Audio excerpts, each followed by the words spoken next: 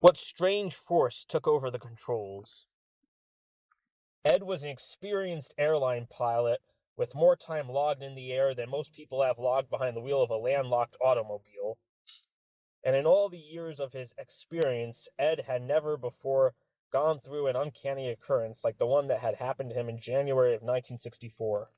While flying a fan jet on what is termed in airline pilots' parlance as a milk run, Ed had just checked with the tower of the airport at which they were scheduled to arrive in 15 minutes and settled back in his seat to relax for a moment when everything went awry.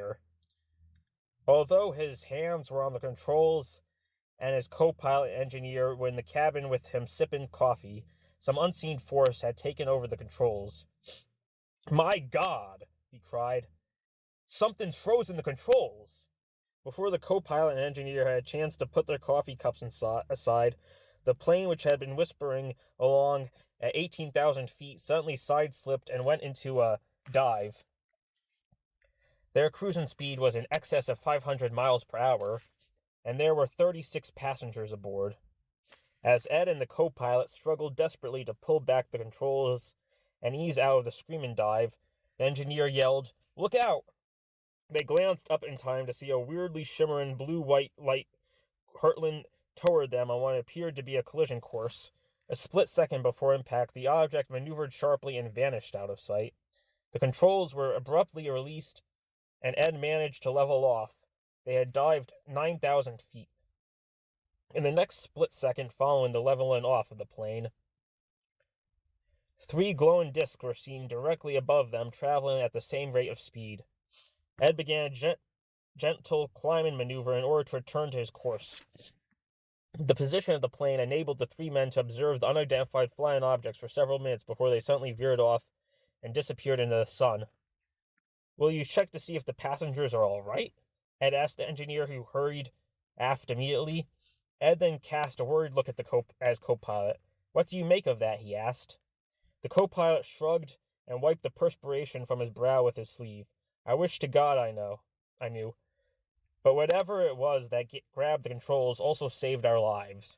The mystery of the UFOs, which have been plaguing modern man for decades, may one day be solved when whoever or whatever is behind them sees fit to make itself known."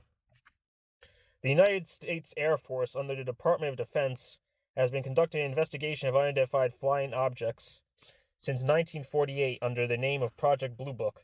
This investigation has also been identified in the past as Project Sign and Project Grudge. The interest of the Air Force in UFOs is directly related to the Air Force responsibility for the air defense of the United States.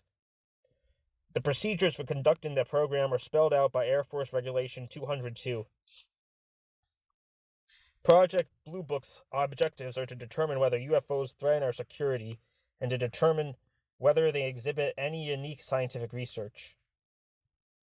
The project attempts to identify and explain all UFO sightings reported.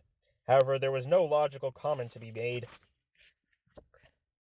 on the frightening experience of Ed and his crew aboard the fan jet airliner. Of the 8,908 UFO sightings reported through the period from 1947 through 1964, the Air Force explained away all but 663, which have gone down the records as unidentifieds. While there have been many who have claimed to have taken pictures of UFOs, the Air Force denies that any photographs exist. The Air Force officially states that so far, no unidentified flying object reported, investigated, and evaluated has ever given any indication of a threat to our national security, that no evidence exists which indicate that UFOs represent technological developments beyond the scope of present-day scientific knowledge, and finally, that there has been no evidence indicating that sightings categorized as unidentified or extraterrestrial vehicles. The Air Force does not deny the possibility that some form of life may exist on other planets in the universe. However, to date, the Air Force has neither received nor discovered any evidence which proves that existence and intraspace mobility of extraterrestrial life. So says the Air Force.